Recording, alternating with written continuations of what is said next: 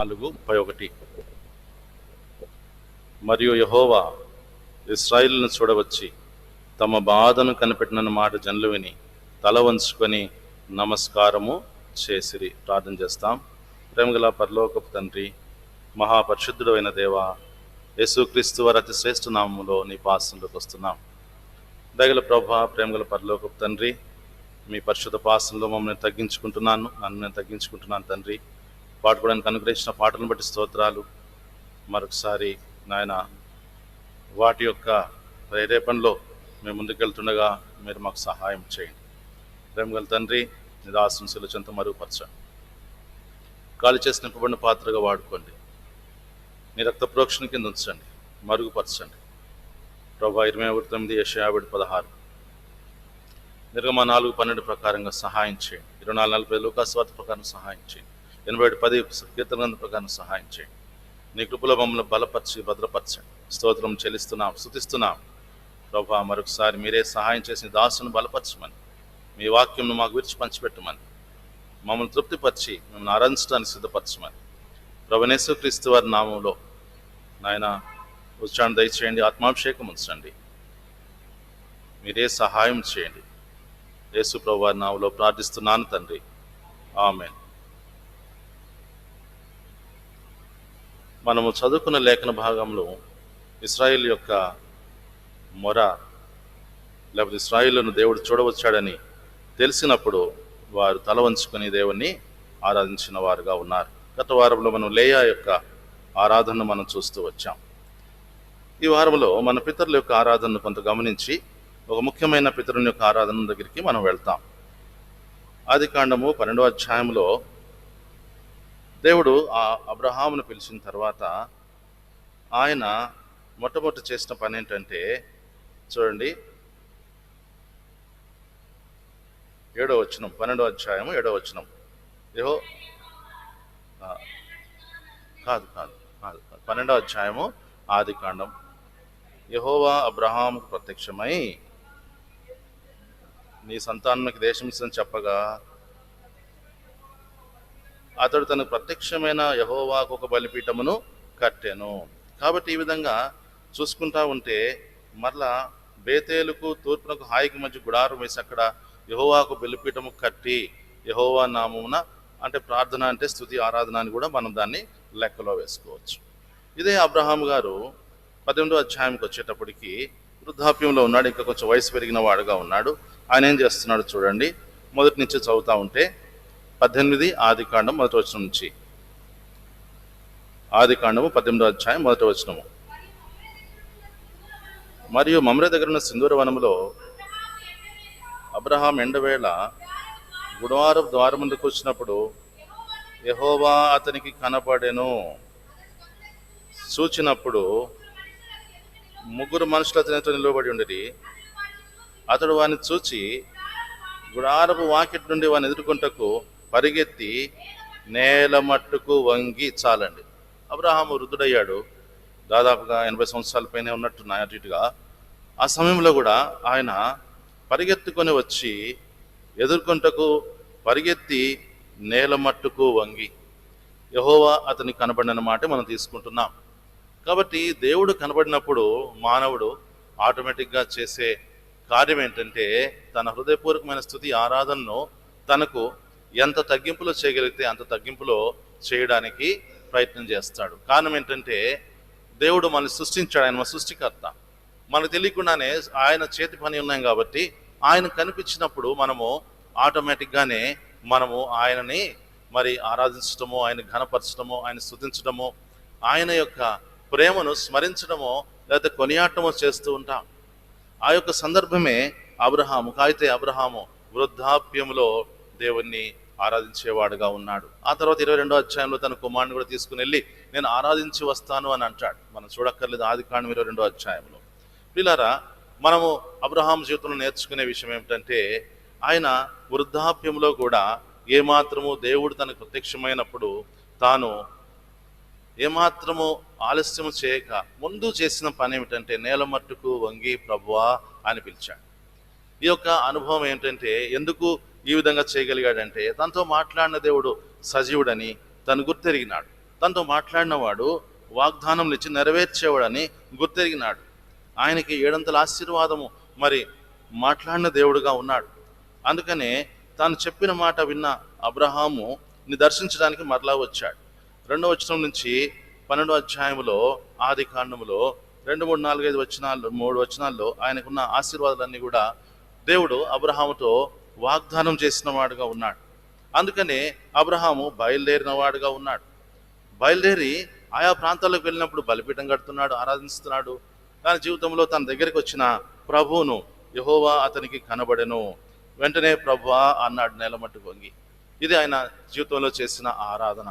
ఈ విధంగా ఆయన ఆరాధనను కలిగి ఉన్నవాడుగా ఉన్నాడు. అతని కుమారుడైన ఇస్సాకు ఎలాగ చేశాడో గమనిస్తాం. చూడండి 26వ అధ్యాయం.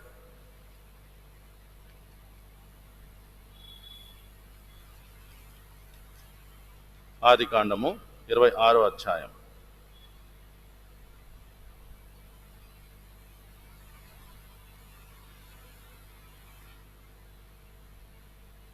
రెండవ వచనం. అతడు యెహోవా అతని ప్రత్యక్షమై, నీవు ఐగుప్తులోనికి వెళ్ళక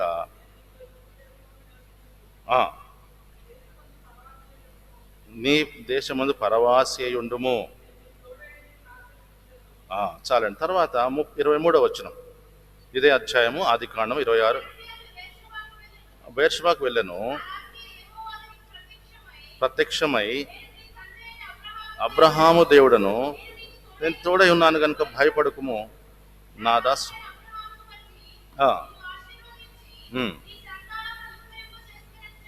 అక్కడ అతడు ఒక బలిపీఠమును కట్టించి యెహోవా నామమున ప్రార్థన చేసి అక్కడ తన గుడారమును వేసెను. తన తండ్రితో కొండ మీద ఆరాధించిన అనుభవం ఉంది. 22వ అధ్యాయంలో వారు ఆ యొక్క పొట్టేలు దొరికినప్పుడు దాన్ని వధించి తన తండ్రితో పాటు ఆరాధించిన అనుభవం ఉన్నవాడు. కాబట్టి ఇక్కడ కూడా ఎప్పుడైతే దేవుడు తను ప్రత్యక్షమయ్యాడో ఇస్సాకు కూడా మరి తన తండ్రి నేర్పించిన మార్గంలో ఆరాధించేవాడుగా ఉన్నాడు. లేకపోతే బలిపీఠం కట్టడం ఏంటంటే ఆరాధన చేసిన వాడుగా ఉన్నాడు. ఇస్సాకు కూడా తన జీవితంలో ఆరాధన కలిగి ఉన్నాడు. తన జీవితంలో తన తండ్రి అయిన అబ్రహాము దేవుణ్ణి ఘనపరిచిన వాడుగా ఉంటున్నాడు. అంత మాత్రం కాదు, అక్కడ చెప్పిన మాట ఏంటంటే దేవుడు తనకు తోడై ఉన్నాడని తన శత్రువులు చెప్తున్నారు. వారు నిశ్చయంగా యెహోవానికి తోడేంటో చూచితిమి. దేవుడు ఎవరికి తోడుగా ఉంటాడంటే తను ఆరాధించే వారికి తోడుగా ఉంటాడు. ఎందుకంటే ఆయన పేరేమిటి? మత్తయి సువార్త 1వ అధ్యాయం.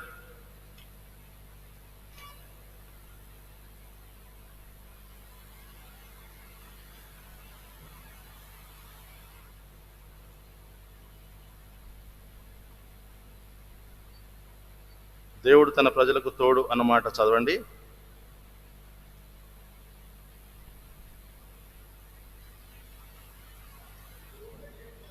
ఇదిగో కన్యక గర్భవతి. ఇక్కడ వచనం చెప్పండి అన్న.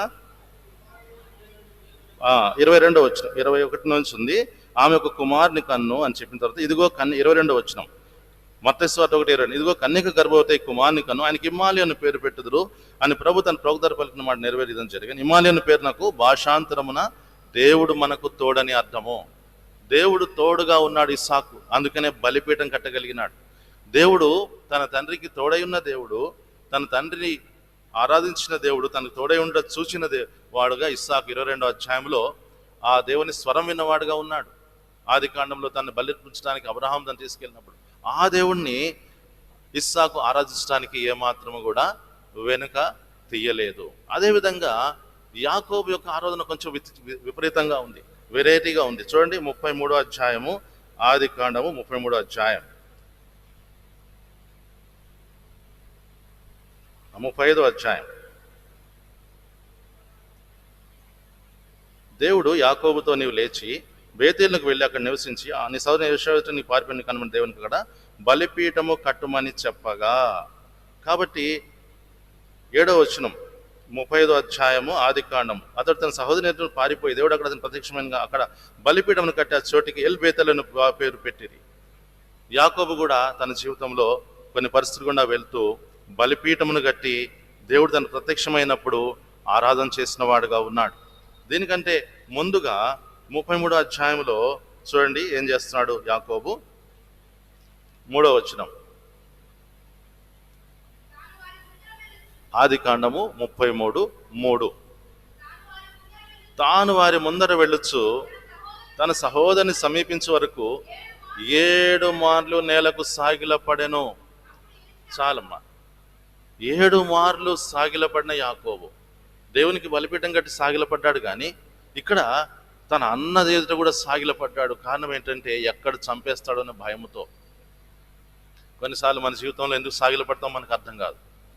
7 మార్లు సాగిలపడేంత పరిస్థితి యాకోబుకి వచ్చిందంటే అర్థం ఏంటంటే ఒకప్పుడు తన అన్నను మోసం చేశాడని, జ్యేష్ఠత్వపు హక్కును తీసుకున్నాడని, తెలివిగా రావాల్సిన ఆశీర్వాదములు అబద్ధమాడి సంపాదించుకున్నాడని తెలిసిన ఏషావు ఎక్కడ తను చంపేస్తాడో అనే భయముతో చాలా సంవత్సరాల తర్వాత తిరిగి వస్తూ, దాదాపు 20 సంవత్సరాలు తిరిగి వస్తూ తనకు ఎదురుగా వచ్చే అన్నైన ఏషావు యొక్క ఉగ్రతను తప్పించుకోవడానికి యాకోబు 7 మార్లు సాగిలపడినవాడుగా ఉన్నాడు. అప్పుడేమైందంటే ఏషావు అతను ఎదుర్కొని పరిగెత్తి అతను కౌగిలించుకుని అతని మీద పడి ముద్దు పట్టిన వారి దగ్గర కన్నీరు విడిచిరి. ఇదే యాకోబు తన అవసాన దశలో ఏం చేస్తున్నాడు చూడండి. 48వ అధ్యాయం.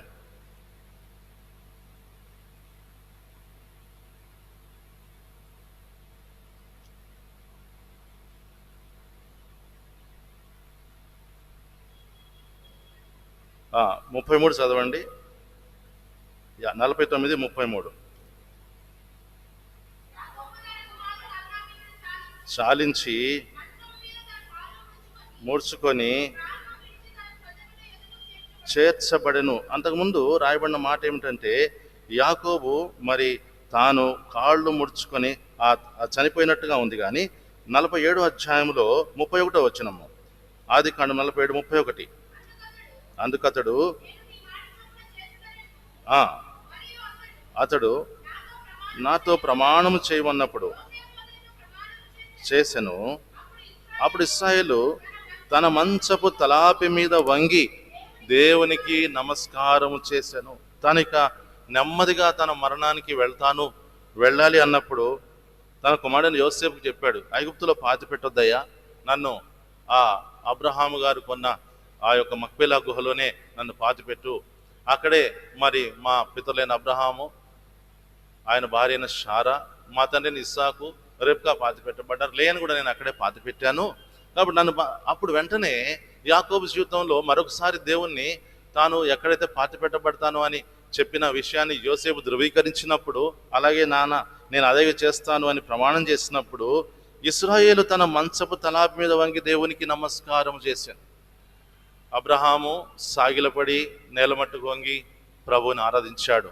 తనకి ప్రత్యక్షమైన ప్రభుని, తనతో మాట్లాడి రాత్రి కాలం ప్రత్యక్షమైన దేవుణ్ణి ఇస్సాకు ఆరాధిస్తూ వచ్చాడు. కారణం ఏంటంటే దేవుడు అతనికి తోడుగా ఉన్నాడని మనం గమనిస్తూ ఉన్నాం. అబ్రహాము ఆరాధించడానికి కారణం ఏంటంటే దేవుడు ఆయన్ని పిలిచి ఆశీర్వదించి నన్ను వెంబడించమన్నప్పుడు ఆయన నమ్మకంగా వెంబడిస్తున్నాడనే ఉద్దేశంతో మరి దేవుడు ఆయన ఆశీర్వదించడం మొదలు పెడితే అబ్రహాము ఆయనని ఆరాధించడం మొదలుపెట్టాడు. తన జీవితంలో ఎక్కడైనా బలిపీఠం కడతాడు, ప్రత్యక్షమైనప్పుడు సాగిలపడ్డాడు. ఇస్సాకు తన తండ్రితో పాటు 22వ అధ్యాయంలో మోరే పర్వతం మీదకి వెళ్ళి అక్కడ ఆరాధన అంటాడు. నేను ఈ చిన్నవాడిని మ్రొక్కి దేవునికి మ్రొక్కి మరలా వస్తామంటాడు. అంటే అక్కడ ఆరాధన చేసి వస్తామంటారు. దేవుడు వాళ్ళ ఆరాధన అంగీకరించాడు. ఇస్సాకు బలి ద్వారా కాదు, కానీ ఆ యొక్క బలిపీఠం మీద మరి దేవుడు ఏర్పాటు చేసిన మరొక మరి ఆ పశువును బట్టి దేవుడు వారి ఆరాధన అంగీకరించిన వాడుగా ఉన్నాడు. 22వ అధ్యాయము ఆదికాండం 13వ వచనం. 22:13. అప్పుడు అబ్రహాము కన్నెత్తి చూడగా పొదలో కొమ్ములు తగులుకున్న ఒక పొట్టేలు వెనుక తట్టున కనబడెను. అబ్రహాం వెళ్ళి ఆ పొట్టేలును పట్టుకొని తన కుమారునికి మారుగా పెట్టి దహన బలిగా అర్పించాను. అక్కడ ఆరాధన జరిగింది, తండ్రి కుమారుల ఆరాధన. కుమారుని అర్పించి ఆరాధిస్తాననుకున్న అబ్రహామును దేవుడు కనికరిస్తే, దేవుడు తప్పించినప్పుడు ఇస్సాకును కూడా ఇద్దరు కలిసి ఆరాధించారు. తన జీవితంలో ఇస్సాకు ఆరాధకుడిగా మారినాడు. ఆ ఇస్సాకు కుమారుడైన యాకోబు కూడా చివరికి దశలో కూడా ప్రభువుని తలాపి మీద వంగి మరి దేవునికి నమస్కారం చేసి ఎబ్రీ రాష్ట్రపతి 11వ అధ్యాయంలో కూడా రాయబడి ఉంది ప్రియులారా. కాబట్టి మన పితరులు ఈ విధంగా ఆరాధన చేయడానికి కారణం ఏంటంటే యాకోబు అనేక శ్రమల ద్వారా వెళ్ళి తన అన్న ద్వారా చంపబడే పరిస్థితుల నుంచి కూడా తప్పించుకోవడానికి 7 మార్లు సాగిలపడ్డాడు మానవుని ముందు. కానీ దేవుడు తనని కనికరించి బేతేలుకు రమ్మన్నప్పుడు బేతేలులో దేవునికి తన ప్రత్యక్షమైన దేవునికి బలిపీఠము గట్టి అక్కడ ఆరాధించిన వాడుగా ఉన్నాడు. ఆ తర్వాత అక్కడి నుంచి కనాన్లో ఉన్నప్పుడు కరువు వస్తే ఐగుప్తునకు వెళ్ళి ఐగుప్తులో కూడా ఆరాధించిన వాడుగా ఉన్నాడు. ఈ యొక్క అబ్రహాం, ఇస్సాకు, యాకోబుల సంతానమే ఇశ్రాయేలీలు, మనకు తెలిసిన విషయమే. వారు విస్తరించిపోయారు, వారు కొన్ని శ్రమల గుండా వెళ్తూ వచ్చారు. ఇది మనకు నిర్గమాకాండం 1 నుంచి 2వ అధ్యాయం 3వ అధ్యాయంలో కనపడుతుంది. 3వ అధ్యాయంలో దేవుడు మోషేని సంధించినప్పుడు అప్పుడు చెప్పాడు, నేను నిన్ను పంపిస్తాను, నా ప్రజలైన ఇశ్రాయేలును తోడుకొని పోవాలను, విడిపించుకుని తీసుకెళ్ళాలి. ఈ మాటలని నువ్వు అహరోన్తో చెప్పు అన్నప్పుడు అహరోన్ వెళ్ళి ఇద్దరు కలిసి నిలబడినప్పుడు అహరోన్ వారికి వివరించాడు, దేవుడు మనల్ని చూడడానికి వచ్చాడు. చూడండి దేవుడు ఏ విధంగా వచ్చాడు, ఒక మాట చూద్దాం. ఎందుకు వారి తలలో వచ్చి నమస్కారం చేశారు. నిర్గమాకాండము 2వ అధ్యాయము 24వ వచనం. నిర్గమ 2:24-25 చదవండి. దేవుడు వారి మూలుగును విని అబ్రహాం, ఇస్సాకు, యాకోబులతో తాను చేసిన నిబంధనను జ్ఞాపకం చేసుకున్నాను. దేవుడు ఇశ్రాయేలును చూచెను, దేవుడు వారి యందు లక్ష్యముంచెను. 3వ అధ్యాయంలో మోషేతో మాట్లాడుతున్నాడు. చూడండి 7వ వచనం, నిర్గమకాండం 3:7. యెహోవా ఇట్లా నేను ఐగుప్తులోను నా ప్రజల నిశ్చయముగా చూచి తిని, పనిలో తమను కష్టపెట్టు వారిని బట్టి వారు పెట్టిన మొరను వింటిని. కాబట్టి ఐగుప్తుల చేతిలో నుండి వారిని విడిపించుటకును, ఆ దేశంలో నుండి విశాలమైన దేశకు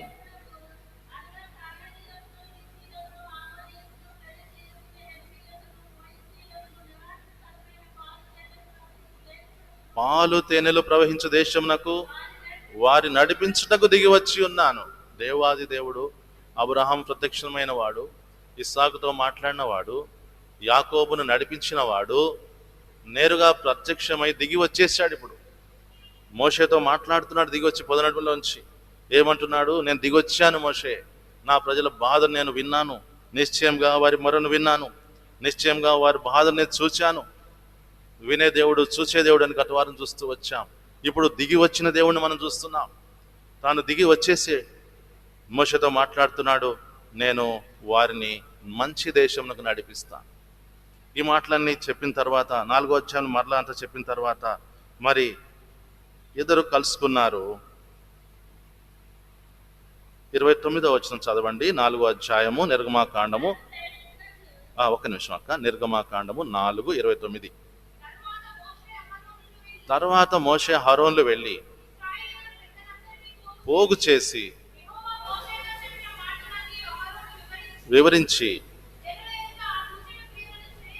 ఆ జనుల ఎదుట సూచక్రియం చేయగా నమ్మిరి, మరియు యెహోవా ఇస్రాయేలును చూడవచ్చి తమ బాధను కనిపెట్టిన మాట. ఆయన చూడవచ్చాడు, ఆయన దిగి వచ్చాడు, ఆయన విడిపించుటకు దిగి వచ్చాడు. తల వంచుకొని నమస్కారం చేశారు. ఇదే లేయా సంతానం మనం గతం చూసాం.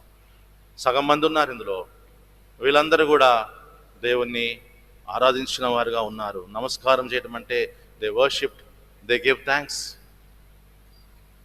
కాబట్టి దే మ్యాగ్నిఫైడ్ హిస్ నేమ్, ఆయన నామమును ఘనపరిచినట్టు అన్నమాట. నమస్కారం చేయండి. అయ్యా ప్రభువా, మమ్మల్ని జ్ఞాపకం చేసుకున్నావా. ప్రియులారా, ఇశ్రాయేలు ప్రజలు, అదే అబ్రహాం, ఇస్సాకు, యాకోబు సంతానం, ఇశ్రాయేలు సంతానమైన ఇశ్రాయేలు ప్రజలు కూడా దేవాది దేవుణ్ణి ఆరాధించారు. తర్వాత 15వ వచనంలో కూడా ఆరాధించారు. మనం చూడం. ఈ ముగ్గురు యొక్క ఆరాధన, ఇశ్రాయేలు యొక్క ఆరాధన మనం గమనిస్తూ వచ్చాం. తమతో మాట్లాడిన దేవుడికి బలిపీఠము కట్టి తను ఆశ్రయించిన దేవుణ్ణి అబ్రహాము ఆరాధిస్తూ బలిపీఠం ద్వారా తన దగ్గరికి వచ్చినప్పుడు సాగిలపడి ప్రభువాని గణపరిచిన వాడుగా ఉన్నాడు. అదేవిధంగా ఇస్సాకు కూడా తన తండ్రితో పాటు మోరే పర్వతం మీదకి వెళ్ళి దేవుణ్ణి ఆ పొట్టేలను అర్పించడం ద్వారా ఆరాధన చేసిన వాడుగా ఉన్నాడు. తన జీవితంలో తన దేవుడు తన దగ్గరికి వచ్చినప్పుడు, ప్రత్యక్షమైనప్పుడు గెరారులో ఉండగా ఇస్సాకు కూడా బలిపీఠమును కట్టి ప్రభువును ఘనపరిచిన వాడుగా ఉన్నాడు, ఆరాధించిన వాడుగా ఉన్నాడు. యాకోబు తలాపి మీద వంగి మరి తన దేవునికి నమస్కారం చేసి ప్రభువును ఆరాధించిన వాడుగా ఉన్నాడు. కారణం ఏంటంటే కనాన్ నుంచి తన కుమారుడైన యోసేపు బ్రతికుండడం అన్న మాట విన్నాడు. ఆ తర్వాత ఐగుప్తుకు వచ్చాడు. వచ్చిన తర్వాత ప్రభు తనకు చేసిన మేలు, తన కుమారుడు బ్రతికుండుట, మరి తన సంతానం అంతా ఐగుప్తులకు పోషించబడడానికి తీసుకురాబడుట, ఇవన్నీ గమనించిన తర్వాత తన హృదయంలోంచి మరొకసారి కొత్త ఆరాధన వచ్చింది. A new worship in the land of Egypt.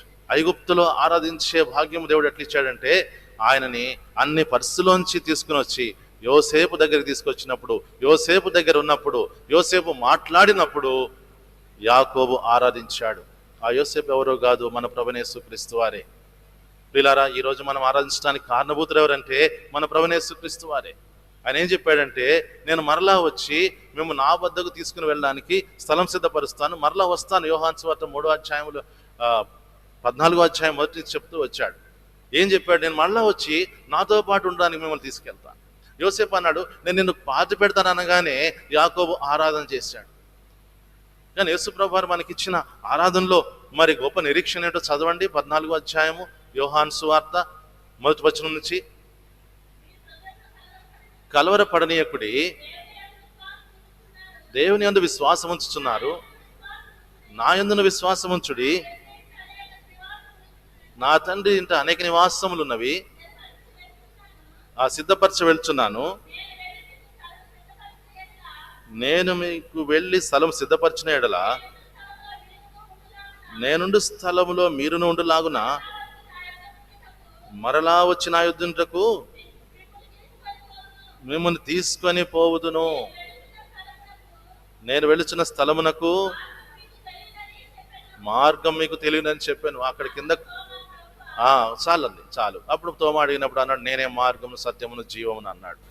యాకోబుకి తన తండ్రి అయిన అబ్రహాం ఇస్సాకులు చెప్పిన విషయాలే తెలుసు. ఒకవేళ అబ్రహాం గారు ఇస్సాకు చెప్పుంటే, లేకపోతే అబ్రహాం గారు యాకోబుకి చెప్పుంటే, పునాదులు గల పట్టణం కోసం ఎదురు చూస్తున్నాను, దేవుడు మన కోసం ఏర్పాటు చేశాడంటే ఒకవేళ దాని గురించి ఆలోచన కలిగి ఉండవచ్చు. కానీ అది కేవలం విశ్వాసంతో ఉన్న తలంపు మాత్రమే.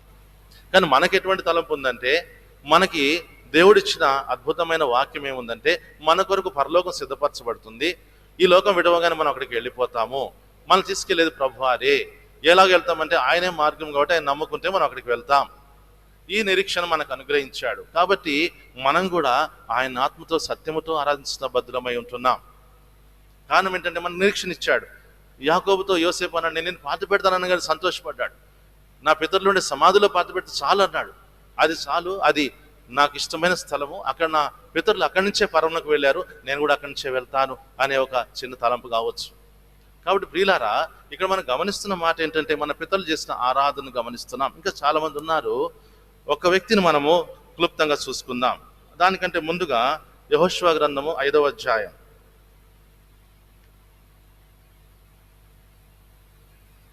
13వ వచనం. యెహోషువ 5వ అధ్యాయము 13, 14. జాషువా 5:13-14. యెరికో ప్రాంతం ఉన్నప్పుడు అతడు కళ్ళెత్తి చూడగా నిలిచి ఉండెను. యెహోషువ అతని యుద్ధకు వెళ్ళి, నీవు మా పక్షముగా నున్నవాడవా అని అడుగగా అతడు, కాదు, యెహోవా సేనాధిపతిగా నేను వచ్చి ఉన్నాను. యెహోషువ నేల మట్టుకు సాగిలపడి నమస్కారము చేసి, నా ఏలినవాడు. చదవమ్మా. యెహోవా సేనాధిపతి, నీవు నిలిచి ఉన్న ఈ స్థలము పరిశుద్ధమైనది. యెహోషువతో చెప్పగా పొద నడిమిలో నుంచి మాట్లాడిన దేవుడు ఇప్పుడు రక్షణ నాయకుడిగా వచ్చాడు. Is the captain of our salvation. రక్షణ నాయకుడిగా వచ్చాడు. యెహోవా సేనాధిపతిగా వచ్చి ఉన్నాను. ఆ ప్రభువైన యేసుక్రీస్తు వారే ఇక్కడ ఉన్నది. ఆయన కట్టి దూసిన వాడిగా నిలబడ్డాడు. అంటే ఈ లోకంలో మనకి ఎంతోమంది శత్రువులు ఉన్నారు, వారు మన పక్షంగా యుద్ధం చేసే దేవుడు మన పక్షంగా ఉన్నాడు. అందుకని యెహోషువ నేల మట్టుకు సాగిలపడ్డాడు. మోషే ఏ విధంగా చేశాడు, ఆయన కూడా అదే విధంగా చేసిన వాడుగా ఉన్నాడు. కారణం ఏంటంటే, ఇక్కడ మన ప్రభువు మన రక్షణ నాయకుడు. Is the captain of our salvation. మన రక్షణకి నాయకుడిగా ఉంటున్నాడు, మనకు అనుగ్రహించిన వాడుగా ఉన్నాడు. తన మరణము ద్వారా, తన భూస్థాపన ద్వారా, తన పునరుద్ధానం ద్వారా, ఆ శిలువ బలియాగము ద్వారా. కాబట్టి ప్రియులారా, ఇక్కడ ఎవరిని ఆరాధించాడంటే, తన కోసం యుద్ధం చేయడానికి వచ్చిన దేవాది దేవుడైన ఆ ప్రభువైన యేసుక్రీస్తు వారిని ఆరాధించడానికి సాగిలపడినవాడుగా ఉన్నాడు. ఎక్కడ ఆరాధిస్తున్నాడు? యుద్ధ భూమిలో ఆరాధిస్తున్నాడు. మమ్రేలో ఎండవేళ గుడారపు ద్వారమున అబ్రహాము పరిగెత్తుకొని నేల మట్టుకు వంగి ఆరాధిస్తాడు తనకు కనబడిన దేవుడిని. పొద నడిమిలో కనబడిన దేవుణ్ణి మోషే పొద దగ్గరికి వెళ్ళి సాగిలపడతాడు. ఇశ్రాయేలీయులు తమ బాధను చూడవచ్చునని దేవుడు తెలుసుకొని నేలమట్టుకు వంగినారు. యాకోబు తన కుమారుని దగ్గర తీసుకెళ్లిన దేవుని బట్టి సంతోషించి దేవునికి ఆరాధన చేశాడు, నమస్కారం చేశాడు. కాబట్టి ప్రియులారా, మన పితరుల యొక్క ఆరాధన గమనం. ఇంకొక వ్యక్తి యొక్క ఆరాధన చూసి మనం ముగించుకుందాం. చూడండి, 1 సమూయేలు గ్రంథము 20వ అధ్యాయం.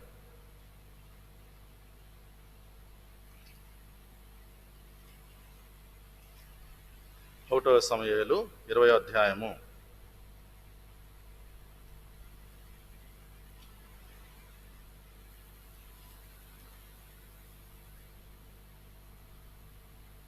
నలభై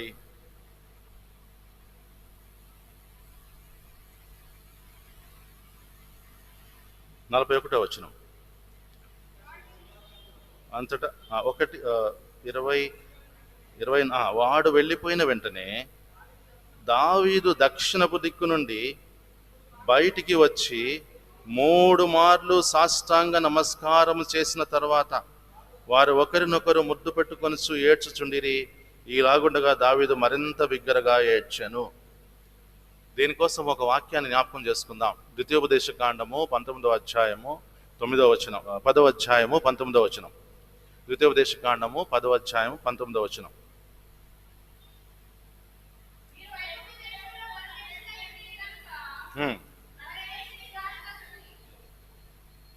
ఒక నిమిషం అండి, చెప్తాను, క్షమించండి, తప్పు చెప్పినట్టున్నాను.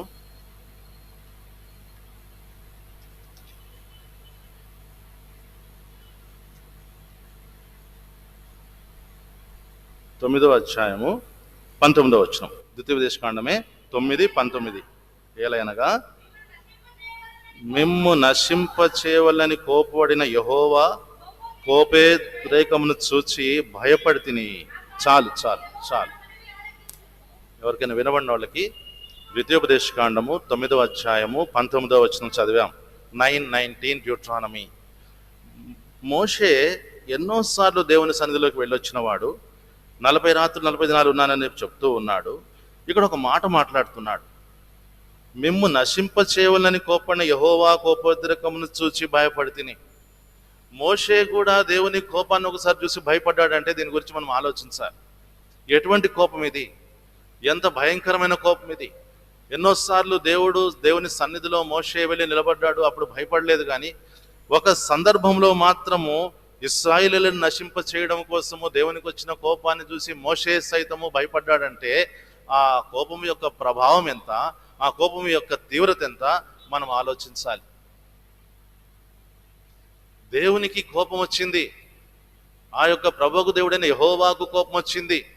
ఆ కోపము ఎంత తీవ్రంగా ఉందంటే నశింప చేయాలంటే ఒక దెబ్బతో 20 లక్షల మంది దాదాపు ఉన్న ఇశ్రాయేలు ప్రజల్ని ప్రభు సంహరిస్తాడనమాట. నశింప చేయడం అంటే నాశనం చేసేయటమే.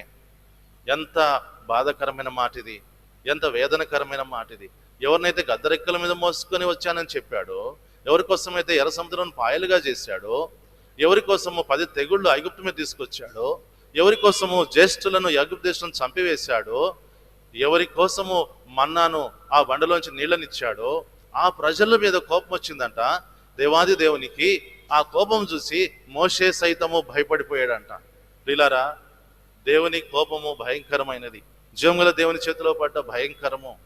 కానీ ఒక వ్యక్తి మధ్యలో ఉండి ప్రార్థన చేస్తే ఏం జరిగిందంట? అదే చదవమ్మా వచనము. ఆ కాలమందును యెహోవా నా మనవి ఆలకించెను. 9:19. అప్పుడు కూడా ఉగ్రత పోవడానికి కారణం ఏంటంటే మధ్యవర్తి ఒకడు ఉన్నాడు.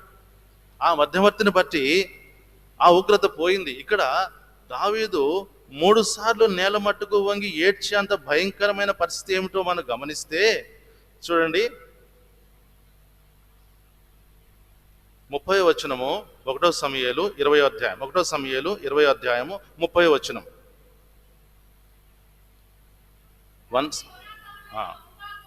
సౌలు యోనాతాను మీద బహుగా కోపపడి ఆగడగొట్టు దాని కొడుక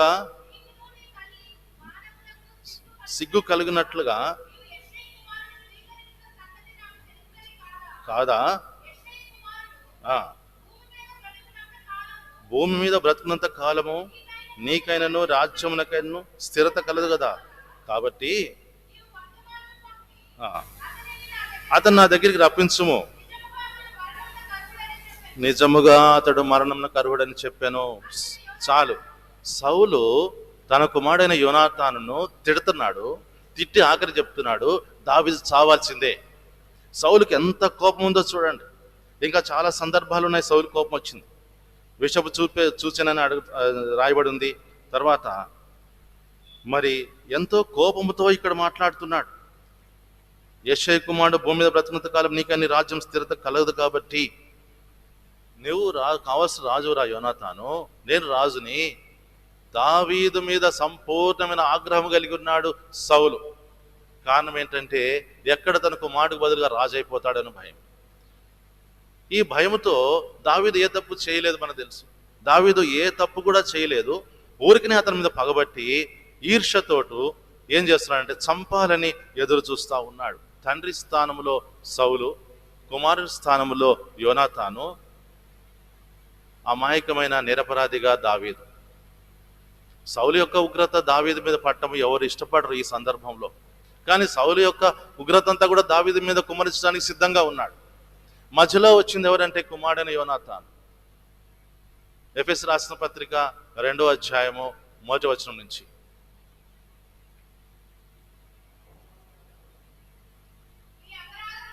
మీ అపరాధముల చేతను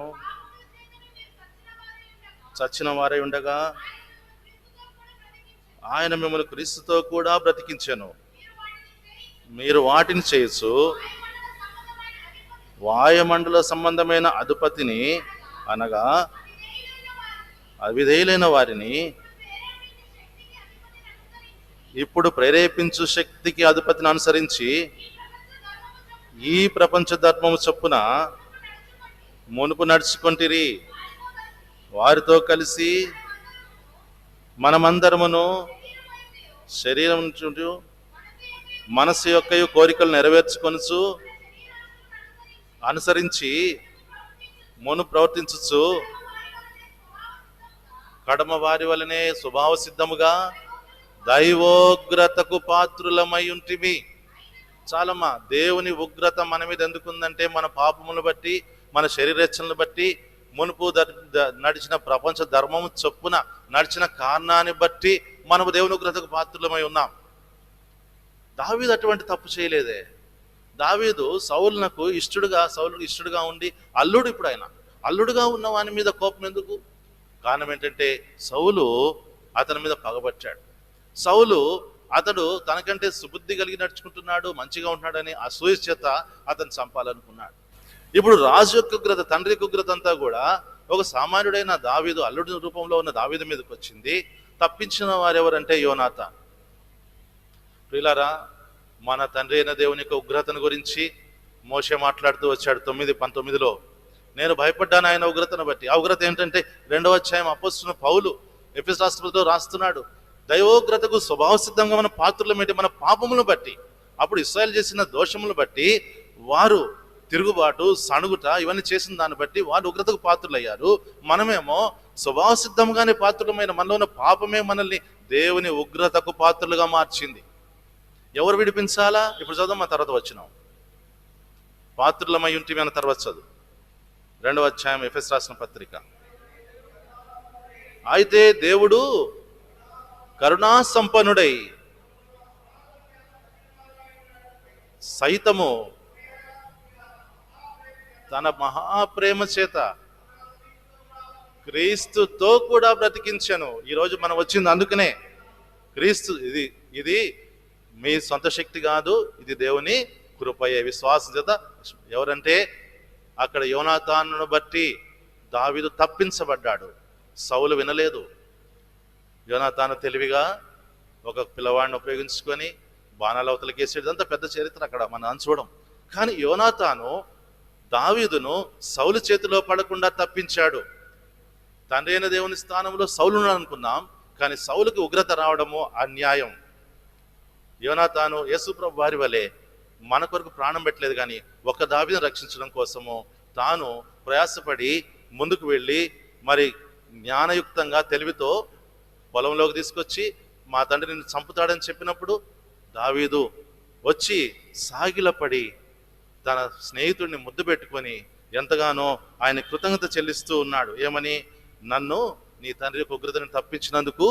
అదే చూస్తాం చూడండి, 1 సమూయేలు 20వ అధ్యాయం 41వ వచనం.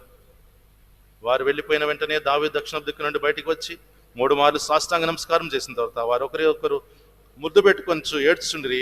ఇలాగుండగా దావీదు మరింత బిగ్గరగా ఏడ్చాను.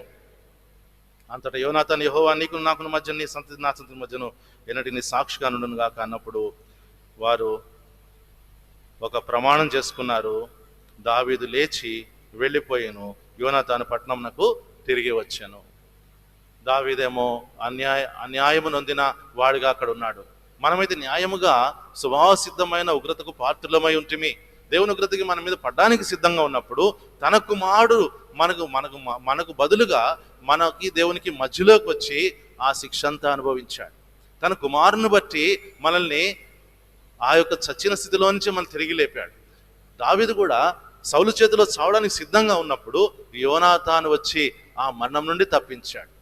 ప్రియులారా, మన కొరకు ప్రాణం పెట్టిన యేసు ప్రభువారు యోనాతాను యొక్క స్థానంలో వచ్చారు. దావీదు నిరపరాధి, మనం అపరాధులము. అపరాధులమైన మన కొరకు నిరపరాధి, నిర్దోషి, నీతిమంతుడు, నిష్కలంకమైన రక్తము కలిగిన వాడు, మరి ఆయనలో ఏ పాపము లేదు, ఏ కపటము లేదు అని చెప్పిన దేవుని కుమారుడు నీ కొరకు నా కొరకు ఆ శిలువ మీద తన ప్రాణమును ఇష్టపూర్వకంగా అర్పించిన వాడుగా ఉన్నాడు. దావీదు తను తప్పించిన యోనాతాన్ని 3 సార్లు నేలమట్టుకు సాగిలపడి ఆరాధించాడు. మనం ఎన్నిసార్లు ఆరాధించాలి ఆయనని? ఎంతగా ఆరాధించాలి? హృదయంలో మనల్ని దేవుని ఉగ్రత నుండి తప్పించిన కుమారుడు ఆ ప్రభువైన యేసుక్రీస్తు వారే. 8వ అధ్యాయంలో మత్తయి సువార్తలో కొండ పైనుండి దిగి వచ్చాడు. పరలోకం నుండి కిందకి దిగి వచ్చిన దేవుడు, ఇశ్రాయేలుని చూడడానికి దిగి వచ్చిన దేవుడు, ఒక కుష్ఠరోగిని స్వస్థపరచడానికి దిగి వచ్చాడు. ఇక్కడ మనల్ని విడిపించడం కోసము కుమారుడు పరలోకం నుండి భూలోకానికి దిగి వచ్చాడు. ఎలా వచ్చాడు? ఆ మాటను చూసుకుని మన ఆరాధనలోకి వెళ్దాం. ఫిలిప్పీ రాసిన పత్రిక 2వ అధ్యాయం.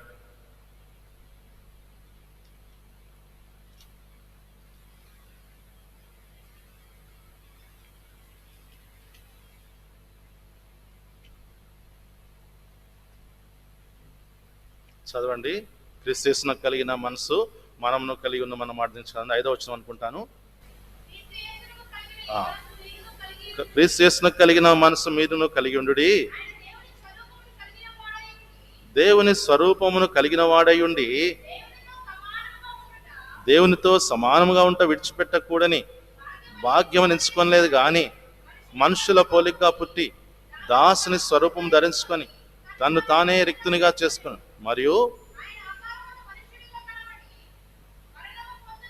మరణం పొందినంతగా, అనగా శిలువ మరణం పొందినంతగా ప్రీతి చూపినవాడై తను తాను తగ్గించుకొనెను. ఉగ్రతకు పాత్రులమైన మనలను ఉగ్రత నుండి తప్పించడానికి దేవాది దేవుడు తన కుమారుడైన యేసుక్రీస్తు ప్రభువాన్ని పంపించారు. ఆయన మన కొరకు తన ప్రాణము పెట్టడం ద్వారా మనల్ని పాపం నుంచి, శాపం నుంచి, ప్రస్తుత దుష్ట లోకంలో నుండి మనం రక్షించాడు.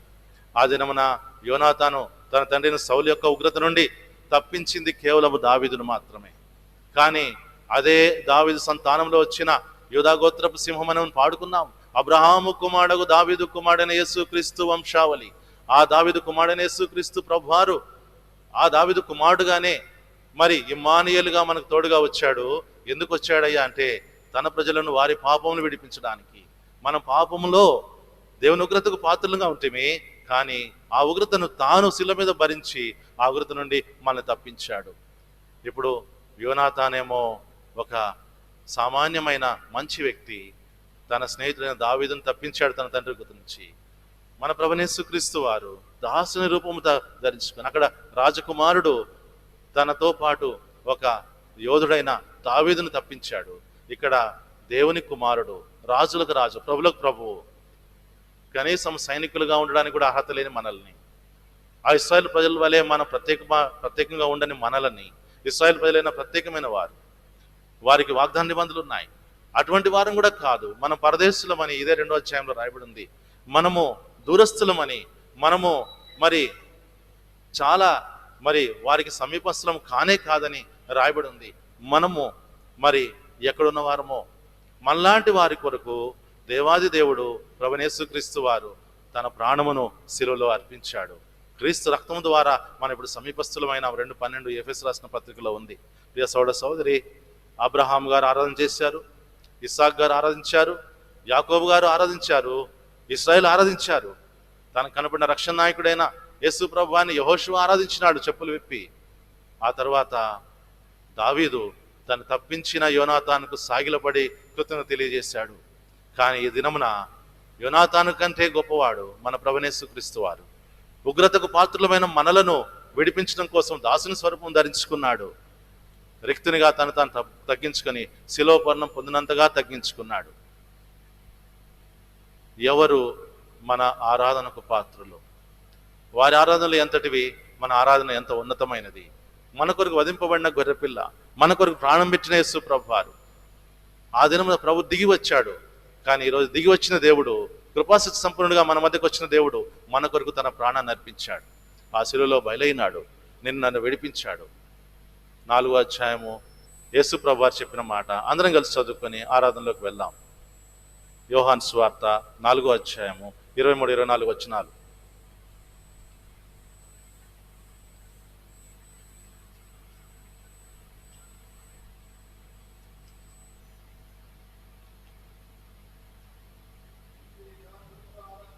అయితే యథార్థముగా ఆరాధించువారు ఆత్మతోనూ సత్యముతోనూ తండ్రిని ఆరాధించు కాలం వచ్చినది, అది ఇప్పుడు వచ్చే ఉన్నది.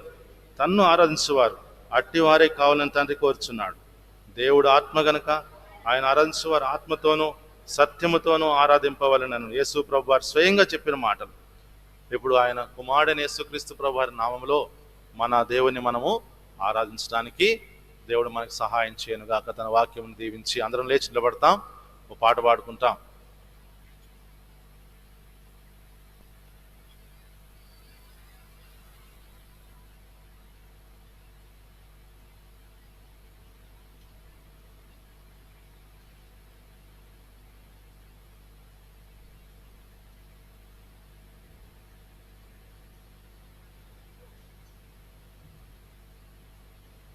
భజింపరండి భజింపరండి ప్రభు యేసునన్న పాట పాడుకుందాం.